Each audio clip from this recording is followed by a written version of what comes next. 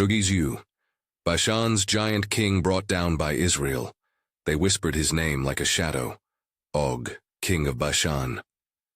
In the low dawn light, his silhouette stretched across the plateau like a black stain, a living mountain who rode in armor that groaned when he moved. The hills around Edrei rose like the ribs of the earth, ringed with stone walls and the rough timber towers of a fortress city. At the summit, brazen altars faced east, where incense once smoldered to Astaroth. In the courtyards, the priests kept watch with beads and auguries, drawing omens in the dust. The people of Bashan called him a colossus, a leader whom even neighboring kings measured against with a bitter kind of awe. It was not only his size they feared, but the habit of his gaze, an arrogance that turned plains into territory and men into stepping stones. Bashan itself was strange to the eyes of those who had not seen it. A land of dark cedars and open pasture, where cattle grazed like small islands on the green, and basalt cliffs presided over fertile valleys. Rivers cut deep channels there. Wind and rock had forged defensive hollows that made the place feel less like country, and more like a fortress grown from the soil.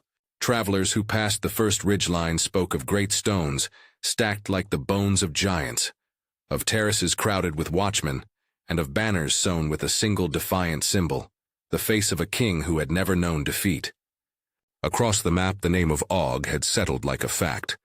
Some of it was rumor, reports of a bed so large that it could hardly be carried by 2 oxen, tales older than memory about men of great stature, names like Rephaim murmured in the night around Israel's camp. The scriptures, the record that bound Israel's memory, spoke of a people who were tall, of ancient lines that lingered in the stories of former ages. Those references slid between history and legend. They were not the point. The point was this: Og cast a shadow that chilled those who moved near it, and the army from Bashan was counted among the greatest forces of the Transjordan. Behind that same army's camp, beyond the reach of the king's torchlight, the tents of Israel rose slowly out of dust and prayer. This people had come from conflict, fresh from the sharp taste of victory over Sihon, who had ruled Heshbon and refused passage. That triumph was still warm. The tribe's singer was still learning the cadence of a new song. The smiths had not yet endured winter on idle bellows. They had not paused to revel, though. Victory had a way of stretching the horizon. It told Israel that the promise moved with them as certainly as their march. They moved north in ordered columns, women, children, elders, the wounded, and behind them the warriors, spears up, shields rubbed to a dull burnished gray, banners stitched with the emblems of tribe and name. When they reached the borderlands of Bashan, the mood changed. Sihon's defeat had taught them that God could, and had, acted on behalf of Israel. But rumors have their own weight. One hears of giants and the feet begin to drag. Scouts came back with faces drawn. Their reports were practical. A city with strong walls, a king who towered beyond ordinary height, chariots of iron, troops well drilled. Their reports bore the tremor of men who had seen an unfamiliar size of threat. Around evening fires, mothers pulled children closer. Men who had laughed at the morning meal found their voices low and tight. Moses listened. He had carried heavy burdens from the hills of Midian to the plains of the Sinai, and had shoulders to match. Leadership had taught him that fear was a thing to be acknowledged, not dismissed. He had seen God do the impossible, but he had also watched a people fail under mere rumor when they forgot whose promise they held. He walked among the tents as if the weight of that promise rested upon the soles of his feet.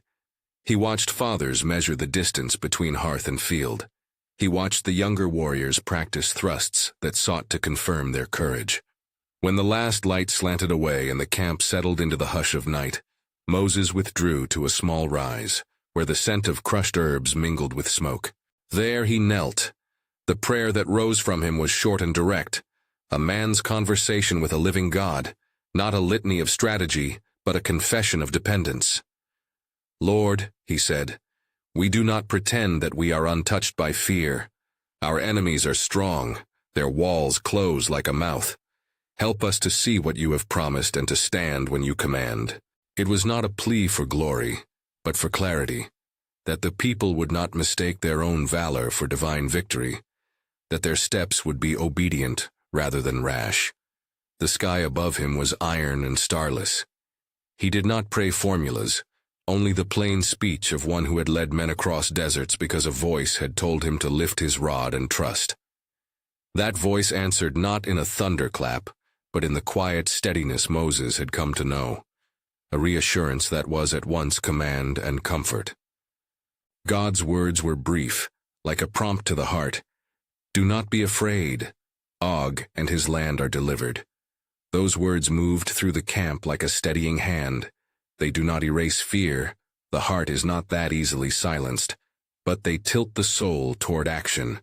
Moses rose with the settled look of one who has received instruction and will not change direction unadvisedly. He called Joshua and Caleb to his side.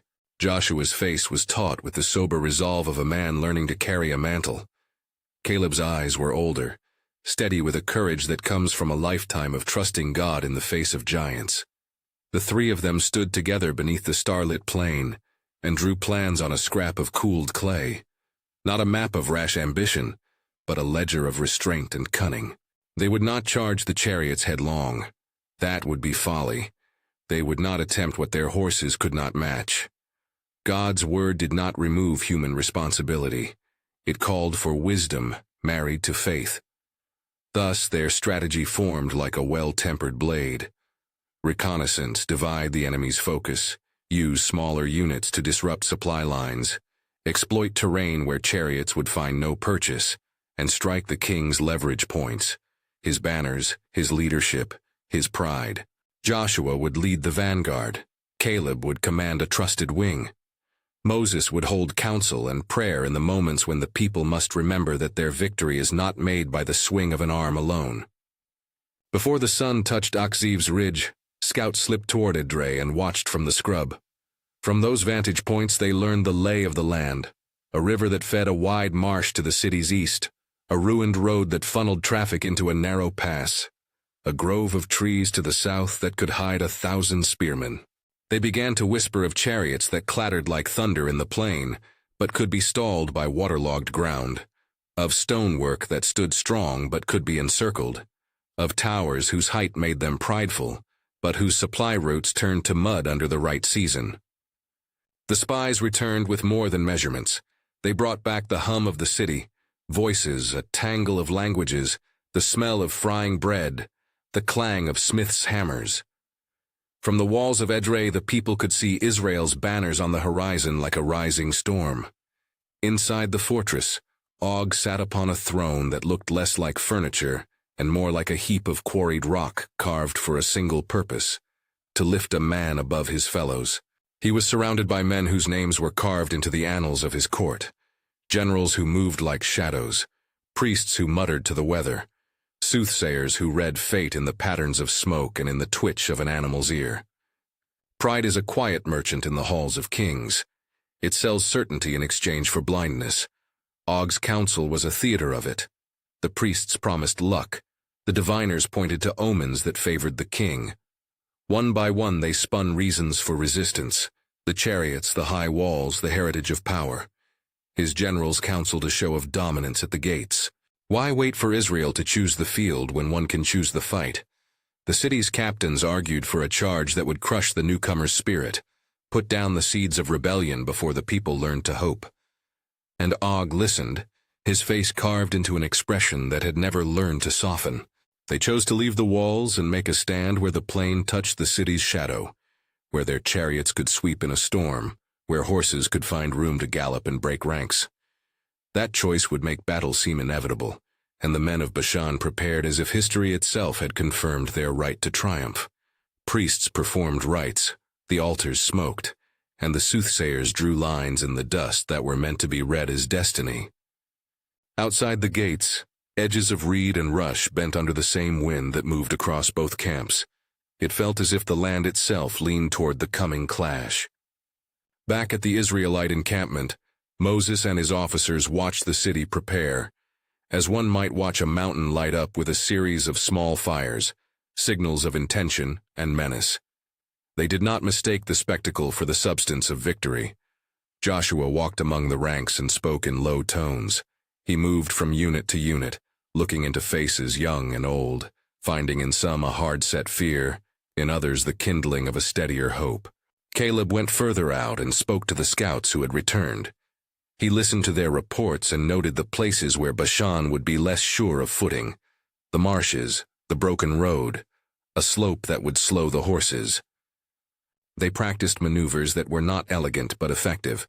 Spears were angled low to strike at the legs of chariot horses, not to glorify harm but to disable the instrument that gave the enemy speed.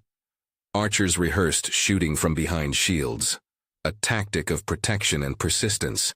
Light infantry would split into small bands, slipping under the shadows of cedars, striking the enemy's foragers and supply wagons, then fading like a wind through the trees. The people were taught to shelter their women and children in the folds of the rear guard, and to keep the beat of the tambourine steady in the watch, so that panic might be resisted by rhythm and order. A single spy, chosen for his silence and steadiness, slipped near the city at dusk. He returned with news that would change the angle of Israel's plans. It was not only walls and chariots that sustained Edrei's confidence, but the certainty that Og's presence made them untouchable. Remove the king from their sight, and the shape of their courage might crumble. This was not a law of physics, but of human hearts. And yet such a plan demanded more than bravery.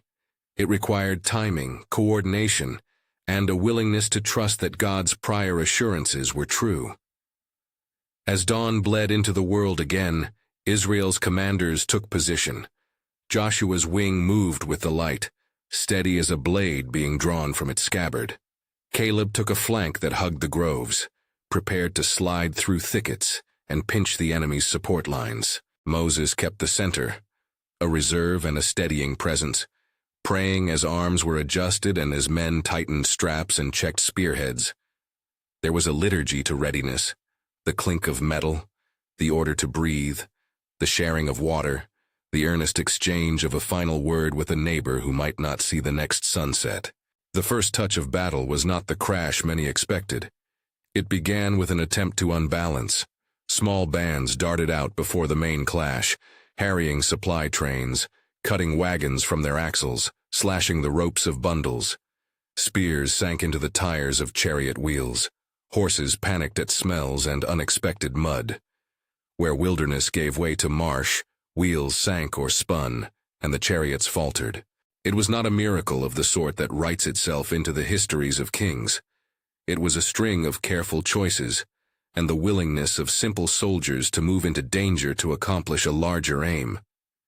Yet the air felt thick with something beyond tactics, an unease that moved through the ranks of Bashan's troops, as if an unseen hand had struck a discordant note. In the midst of this, the priests at Edrei beat rhythms on hollowed gourds and called to Astaroth for favor. Their language was a hymn of insistence. Give us sway, hold our king, let our chariots run. They threw salt and corn into the flames, ancient motions meant to secure advantage. Men who believe in such rites often fight harder, believing the gods have touched their spears. And so the first full charge came. A wall of iron and horse and the rumble of wheels meant to cleave through Israel's front. Spears braced, shields locked, the line stood ready to absorb momentum. The earth itself seemed to take a breath. What broke that first great surge were not only spears and shield, but elements that refused easy explanation. Where chariots had found solid ground the day before, the soil gave in places, and wheels found soft. Some horses stumbled in channels of water hidden under reeds. In other places, wind rose with sudden pointed gusts that threw sand and smoke into eyes and mouths, and where wind and mud conspired, the chariot drivers lost their rhythm. Men shouted orders over the bedlam, and in that confusion the formed line of Bashan slackened. It would be a mistake to reduce the anomaly to pure magic. War is noisy and changeable. A misstep, a sudden rain, the confusion of unexpected terrain can undo the proudest machine. Yet the soldiers of Israel watched one by one as columns faltered and horses skidded, and many knew in their bones that God had seen their fear and answered in a manner that did not cancel human courage, but restrained the power of the foe. Amid the clash, Og fought with the kind of ferocity that had built his legend. He moved like a thunderhead, striking at lines with single-handed force that might have felled a man twice his size. He was not simply a bigger man. He was an imposing will, the center of many men's loyalty.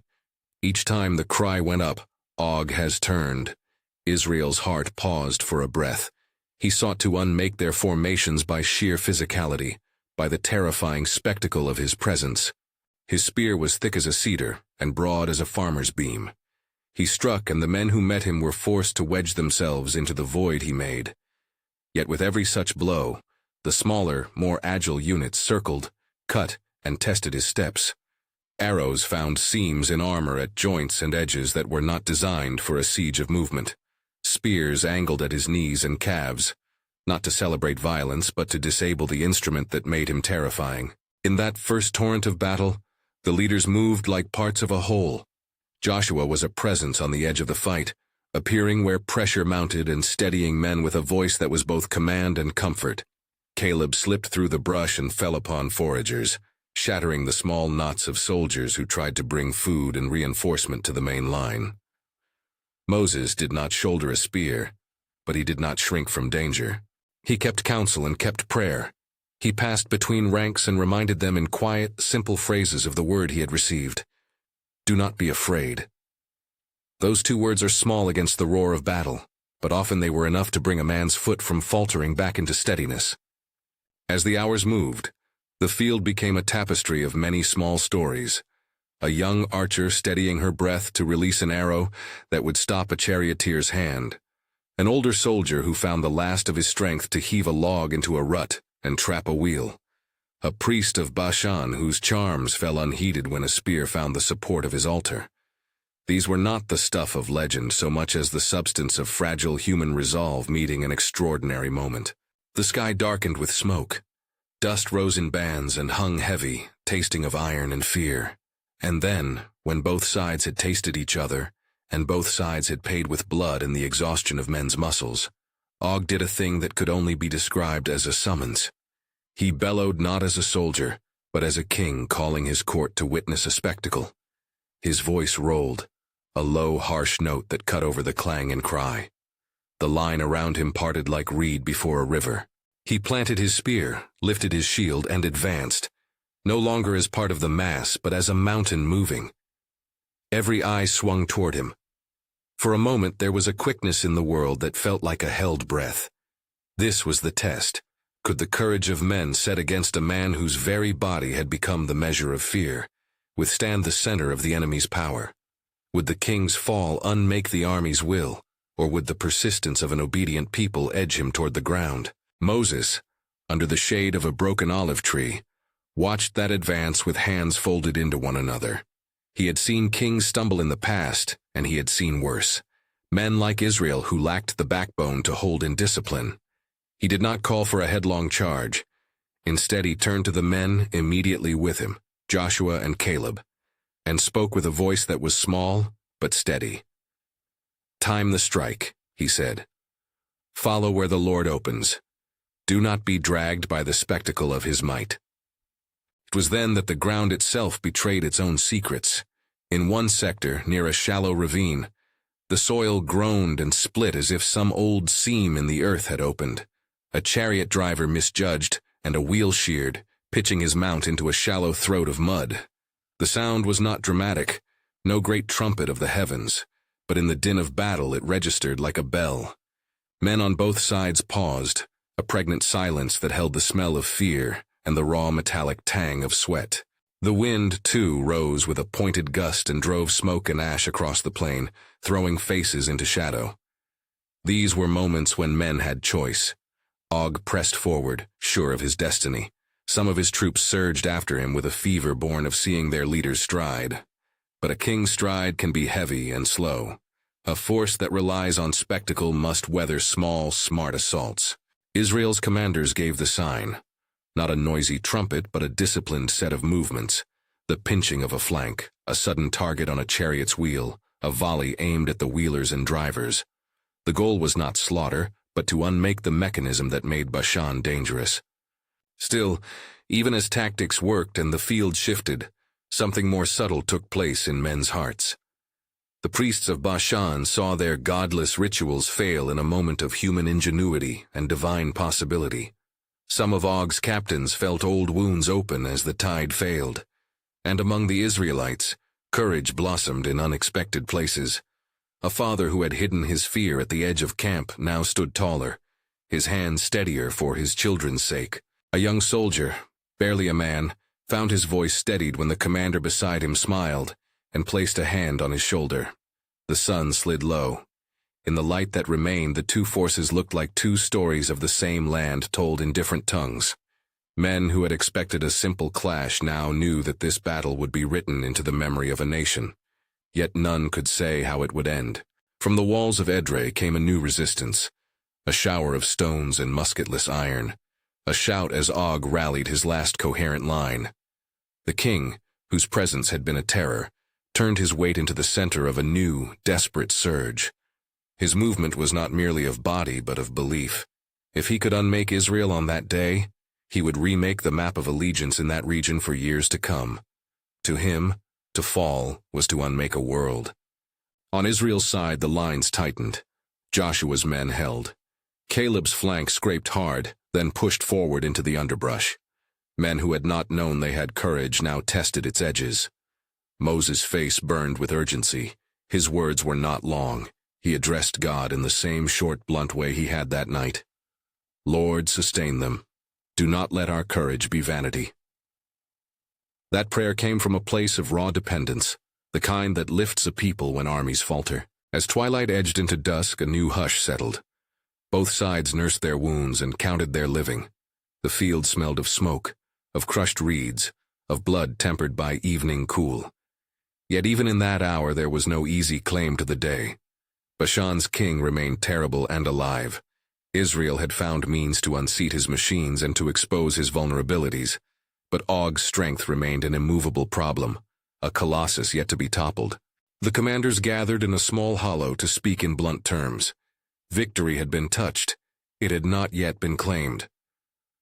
There was a moment then when the world held its breath between the warring echoes. The ground had been tested and had, in places, shown a willingness to cooperate. Chariots had faltered. Supply lines were exposed. Yet the king's presence still drove men to desperate acts of valor. Plans were rewritten in the mud and lantern light. Joshua and Caleb argued the angle of the next move. Moses listened and weighed not only tactics, but the soul of the people. What would truly unmake Og's command was not mere injury, but the breaking of his aura, the undoing of the belief that his size equaled destiny. A new plan took shape in hushed tones, one that would demand cunning and restraint in equal measure. It would push deeper into the places where Bashan's power drew breath, its camps, its priests, the very myth of Og. It would require a coordinated strike, a cutting of the king's ties to the city that fed his pride. Yet to attempt it was to risk everything. Failure would mean crushing defeat, and success would mark a turning of history. They readied themselves then, like men who prepare to step off a cliff with faith in the ledge. The soldiers checked spear points, tightened bowstrings, bound wounds. In the dim, Moses walked a line of men and spoke simply. Remember whose promise you carry. The land is not ours because of our arms, it is given by the Lord. We stand to obey. Those words were neither boast nor sermon. They were a tether, a reminder that faith without discipline becomes superstition, and courage without humility becomes pride. Night closed and the camp settled into a brittle silence, each side waiting for the other's misstep. Fires burned low. Somewhere in the fortress, Og, who had commanded the wind of battle like a general might command a division, sat and let the ache of exertion trail through his limbs. He felt the loss of a wheel or three like salt, bitter and sharp.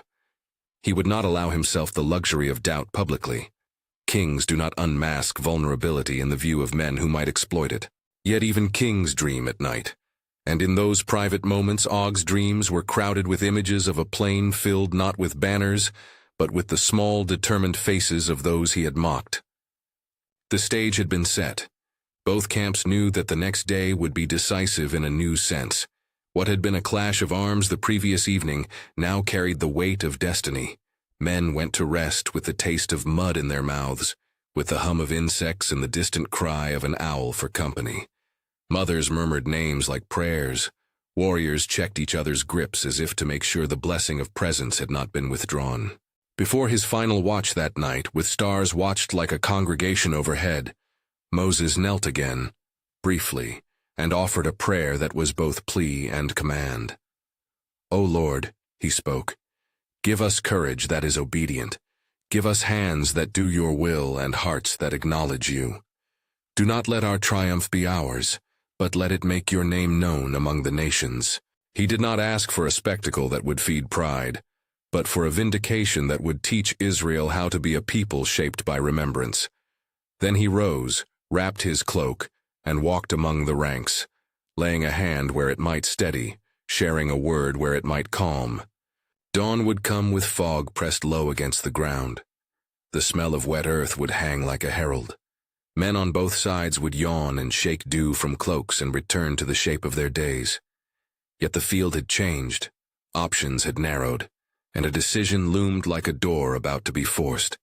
Og was still on his feet. The city still held. Israel's strategy had bought them openings, and now Joshua and Caleb would be called upon to exploit them in a way that would not only test their arms, but test the people's capacity to remember what they had been told. That victory belongs to God. And so they waited, poised between memory and action, knowing that when the horn sounded and the last restraint gave way, what was begun would push them toward the hollow where stories are made and names are written. They rose with the gray sewn into the sky, Israel's lines sliding into motion like a river settling into a channel it had only just learned to trust. Orders moved in quiet gestures, a raised hand, a pointed toe, a breath drawn and released. Joshua's banner cut the morning haze. Caleb's men melted into the cedars. Moses kept his place in the center, a living hinge between counsel and prayer. The plan that had been whispered in the night now took flesh in the cool air. No one expected triumph to be effortless. No one wished it to fatten hearts with vanity. The field had already begun to betray the assumptions of Bashan. Where chariots had once tasted firm ground, the morning dew softened footings, soaking in unseen hollows. Carts that had rolled like thunderbolts the day before now resisted with a sucking, disobedient sound. Israel's skirmishers moved like wind through reeds, swift, low, and hard to grasp. They struck the lines that fed Edrei, cut the ropes on supply wagons, slaughtered no more than was necessary to unhinge the enemy's ability to stand together. Siege is often a series of small violences arranged to make a larger violence unnecessary. The aim was not to gratify hatred, but to take a city that had grown proud by deeds done without regard to the Lord. Og watched their movements as kings watch storms. He towered above his men, and because he was a hill amidst a plain of men, his presence carried more than muscle. It carried an expectation that when he strode, men would rally, that when he roared, fields would still themselves. He had been trained to feel the world shrink around his will. That day his will found resistance not only in spears, but in the stubbornness of the earth and the cunning of a people who would not be hurried into panic. Joshua's signal came not as a goose-step trumpet, but as a measured lowering of a hand. From 3 directions Israel converged. The vanguard pressed where the plain promised purchase. The light bands slipped into marshy approaches and struck at chariot wheels. Caleb's flank closed in through the grove, coming at the city's anchors, its tents, its foraging parties, the shallow wells that sustained a garrison in the field. Og realized, perhaps too late, that his visibility had become a liability. Being seen had made him a target. The crack of bowstrings and the dull thud of spears against guard and shield stitched the air into a relentless seam. Men shouted names and commands, and the names answered back like echoes. Among the noise the wind rose again, this time with intent. A cold, abrasive gust that bent banners, painted dust into faces, and made torches gutter. Where men had depended on sight, on seeing the line and keeping the edge, the gust turned vision unreliable. Horses reared, wheels stuttered in mud. Small bands of Israel surged into the gaps produced by that confusion, and then the king moved. Og stepped forward as if to break the day's composition, a single looming note meant to overshadow the entire field. He swung his spear with a force that splintered shield rim and shoulder bone alike. A man could not deny the terror of that swing. It was the sound of a household collapsing into ruin. Yet terror can be met with precision.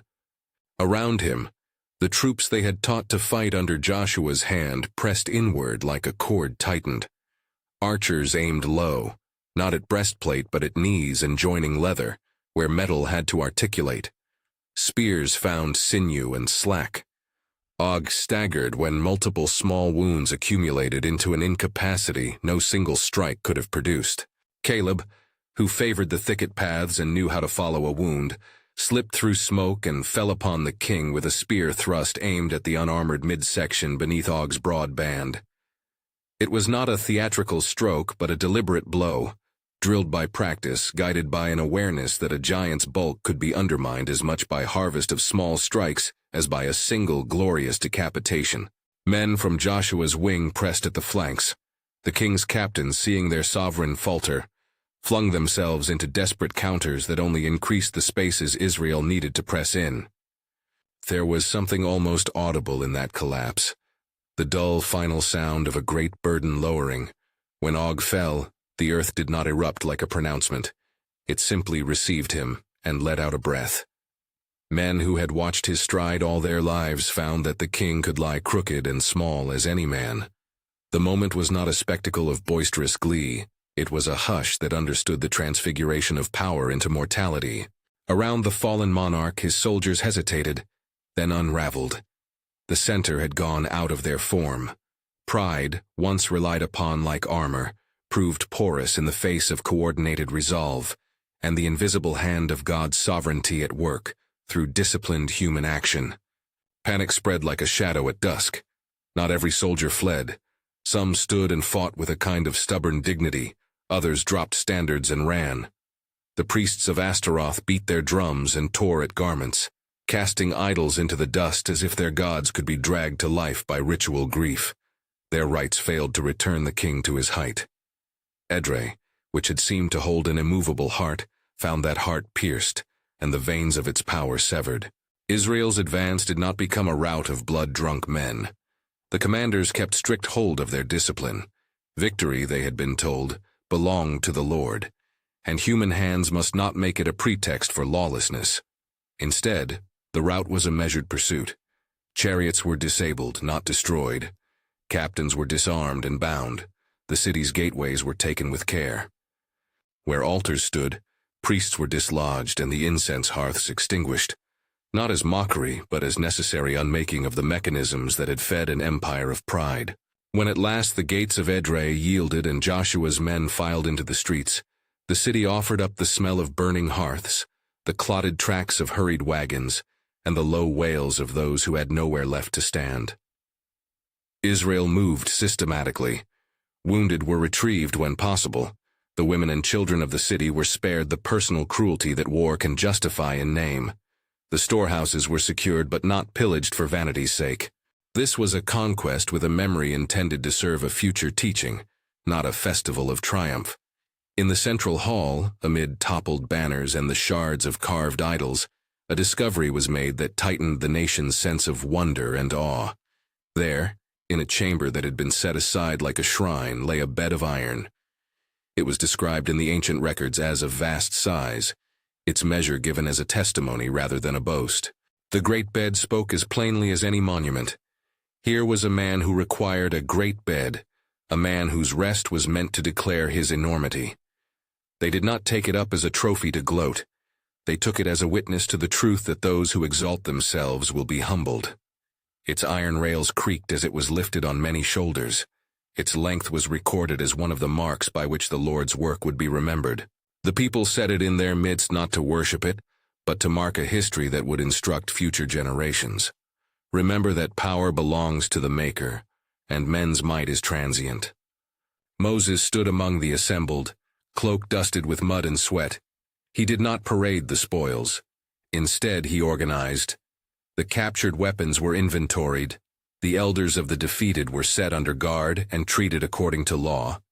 and the priests' sanctuaries were left as empty places to be filled with remembrance, rather than replaced by new idols. He spoke to the people in the same sober cadence he had used before battle. "Do not let your heart be lifted up," he said. "This land is given by the Lord. Keep what you have taken as a witness, not as a cause for boasting. Do not forget the Lord who fought for you. Carve this story into your memory so that when you sit in houses of plenty, you will yet be humble." He commanded that the bed of Og be carried away as an object of testimony, to be shown to those who would ask how a mighty king had been stopped. "Let this be a sign among the nations," Moses instructed, "so that none may say, 'We did this by our own strength.' Let them say instead, 'The Lord delivered us.'" The people obeyed with a mixture of relief and reverence. Where vigor had been poured out on the field, the labor of remembrance required different muscles, patience, restraint, and the willingness to shape victory into a lesson rather than a platform. The elders took account of the dead and of the living, who would have to rebuild their lives after the shock of war. The freed captives and the displaced were gathered to make their petitions. Israel's leaders established boundaries and began the delicate work of allocation. Moses' instruction about land distribution was neither abrupt nor purely administrative. It came with a theological weight that made lines in the sand feel like seams in a covenant. Reuben and Gad, who had long been restless for pasture and had expressed desire for territory on this side of the Jordan, were allotted Bashan's plains within limits that honored both their immediate needs and the communal balance. Half of the tribe of Manasseh received its portion as well, extending the settlement pattern along the Transjordan. The distribution was recorded and witnessed. Words were set to paper and to memory. Each parcel carried with it not only economic function, but moral stipulation. Settle, but do not forget. Enjoy, but do not believe it is mere reward for your hands. As men set up new tents and plotted boundary stones, Moses gathered the commanders and elders near a mound that overlooked the plain. He spoke in the manner of a shepherd handing a flock to a new keeper, solemn and plain. His voice had no triumphal sneer. It had the hardened tenderness of someone who had seen God work in ways that demanded both gratitude and caution. "You have seen what the Lord can do," he told them. "Now live in the pattern of that truth. Do not allow the shells of victory to harden into cynicism or the taste of success to grow into entitlement. A people who forget their Maker will become like the nations they overcame, proud, severed from mercy.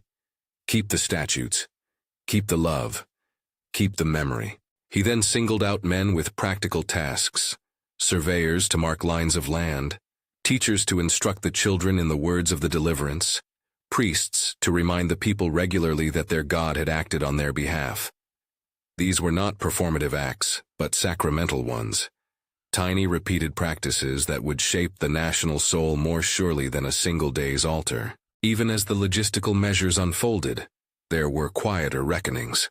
Some of Bashan's survivors approached the Israelite elders with entreaty. There was policy to be made for persons who desired to stay, to be assimilated, to take on Israel's law, or to return to their remnant communities under watch. The ethic of Israel's victory was to make room for mercy where possible, and to refuse bloodthirsty reprisal where it would only harden evil. It was a delicate balance. Mercy that erases justice or justice that forgets compassion both wound a people's capacity to be a blessing. That evening, as the glow of torches painted faces in amber, and the wind moved the banners into a soft, rhythmic unrest, Moses climbed a low knoll and addressed the assembly, with the clarity of a man who had stewarded God's deliverances for decades. His words were not a sermon bent on inflaming pride, nor a prophesiastic shout meant to terrify. They were a binding of law to story, of covenant to consequence. "Remember," he said simply, "all that the Lord has done, Sihon, Og, and the way he turned the course of your fear into faith. Let these things be the cords that bind you to obedience. If you harden your hearts and forget, you will be undone as surely as the kings you have defeated."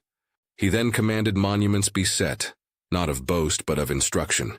Stones would be placed where men could read and children could ask. The bed of Og would be a public sign, Songs would be taught to the young. The elders were appointed to retell in gatherings the narrative of deliverance, so that the memory would not erode with time. Memory, Moses insisted, is not nostalgia. It is the grammar by which a people speak to their future. A hush followed, not simply from the weight of his words, but from the hum of gratitude that had a sharp edge. People had eyes on the path ahead, the Jordan River, the unknown hills of Canaan waiting across the bank. They were not yet to taste the fulfillment of promise in its plenitude. Bashan's defeat was a chapter, not the final volume.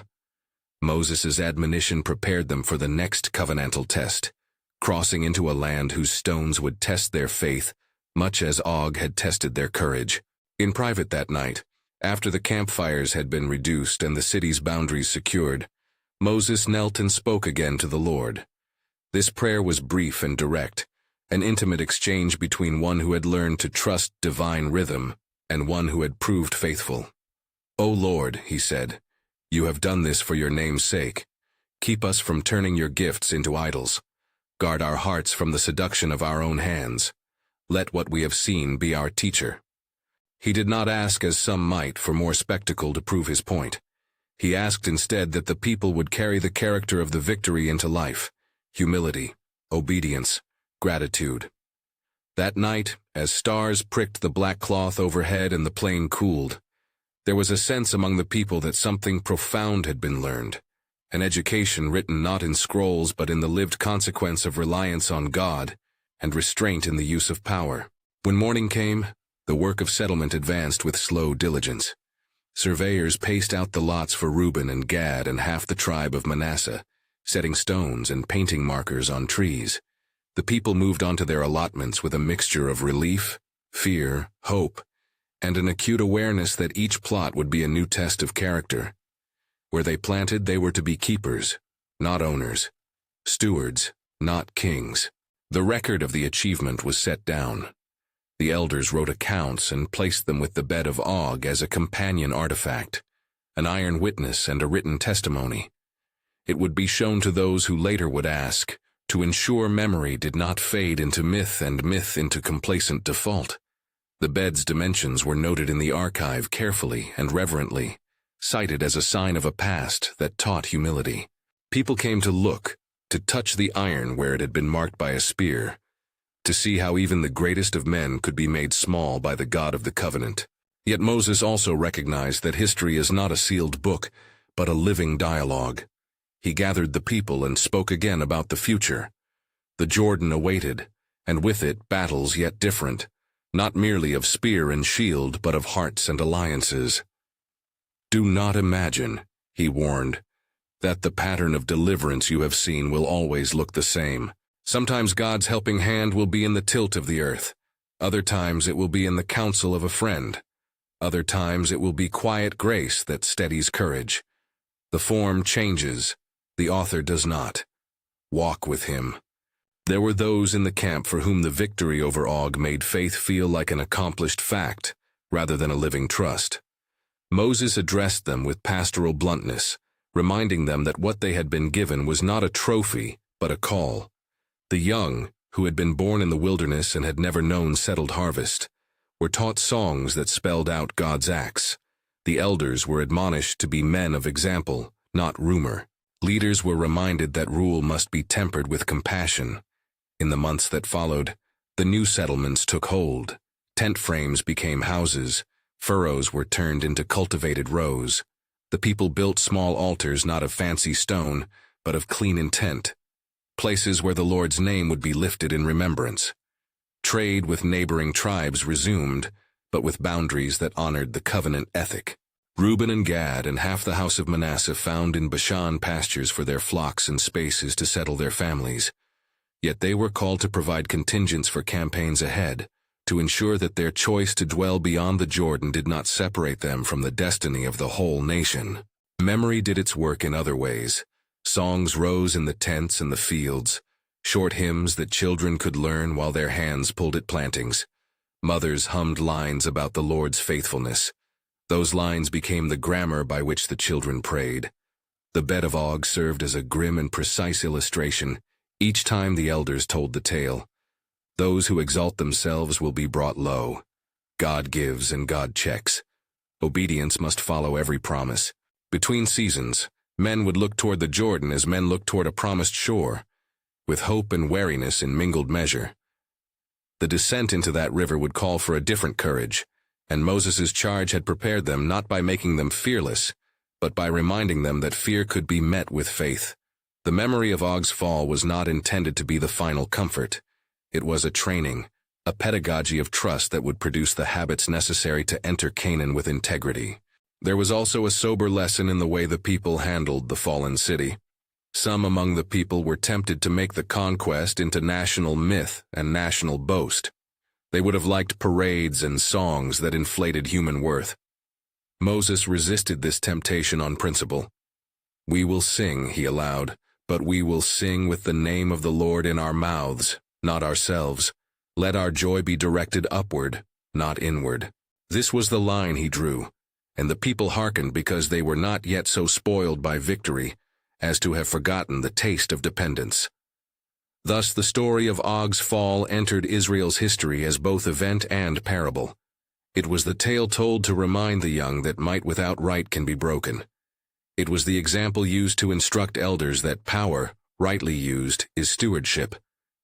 It was the memory invoked whenever pride threatened to overstep the boundaries of covenant. In years to come, the iron bed would be carried as a relic, less for its material than for what it signified. Leaders at times would stand beside it and point to the dent made by a spear and say, "Here lies a reminder that God changes the course of the mighty so that his name may be glorified." The Lord's deliverance, as displayed in Bashan, became a firm part of Israel's record. The writers of their histories and poets of their songs insisted on the same teaching. Do not let the memory become a fetter of nostalgia, nor a cudgel of pride. Let it be a teacher that tenderizes the heart toward obedience. In campfires and family meals, the name Og was invoked not to magnify fear, but to magnify trust. In the hush that followed occupation, between the setting of boundary stones and the first planting, Moses gathered the leaders for one last council before the march toward the Jordan would be resumed. He reminded them, "Names are kept for a reason. The bed of Og will remain, the land will be settled, but the people must maintain humility. They must be careful of the idol of self-sufficiency." The Lord had acted on their behalf, and that action required a response of ongoing faith. "Go," he instructed them, "and tend to the earth. Raise up the children in the laws and keep alive the stories that teach dependence upon the Lord. Let Og's fall be a hinge upon which future obedience swings. You will cross the Jordan, and you will take other cities, but do so as those who know that the Lord fights for them, and not as those who imagine their sword drew blood on its own." So they settled, and they remembered, and the bed of Og remained as the stark symbol of what had taken place. It was iron and cumbersome, and yet it carried a narrative lighter than itself, an idea that needed to be carried forward toward the Jordan, toward the unknown hills that would test their resolve in new ways. When the time came to lift camp and move toward Canaan, the tribes did so with a sobered eagerness. The memory of Bashan did not diminish the fear of what lay ahead. It transformed fear into a seasoned trust. Men marched in formation that had been honed by both instruction and prayer. Families took up new tracks that would lead to vineyards and houses. They moved on not as conquerors who had mastered the world, but as pilgrims who had been met by the Lord in the midst of their trembling. And as they walked, the elders told their children the story again, how Og, the king of Bashan, had been brought low. They told it not as a boast, but as a lesson in the sovereignty of God, the danger of pride, and the need for obedience. The bed was a heavy witness to be shown in seasons of doubt, an object lesson that made silence speak loud. No fortress is so firm that God cannot overturn it when he will. In time, the name Og would be spoken alongside Sihon in the songs of Israel, twin witnesses to God's deliverance on the Transjordan. Their defeat would be the preface to a larger book, the crossing of Jordan and the taking of Canaan. Yet their story retained a particular usefulness. It taught that warfare is messy, that human cunning has its place, and that above both stands the sovereign hand which can turn the field by terrain, by timing, and by the faithful obedience of ordinary people. The narrative closed not with a shout of self-congratulation, but with a hush of reverent remembering. Og had cast a shadow, the Lord had pierced that shadow. Israel had acted with courage and wisdom, and the Lord had honored their obedience with victory. That combination, the human response shaped by divine enabling, became the lasting lesson of Bashan. They would keep the iron bed as a relic of that teaching, to be shown to travelers and children alike, to remind the living that the fall of the mighty is sometimes the very way through which God shows his might to the nations. The bed would be a silent preacher. Behold the futility of pride, behold the faithfulness of the Lord. Edrei, king of Bashan, brought down by Israel. That single truth would be spoken for generations. It was not King Og's fall alone that they remembered, but the manner in which power, when placed under the hand of God's people who obey, becomes the instrument of God's glory rather than the object of human exaltation. If this story has moved you, share it with someone who needs to remember that strength is temporary, but God's faithfulness endures. Subscribe to hear more deep narratives from Scripture, stories that teach and shape a people who walk by faith and not by sight.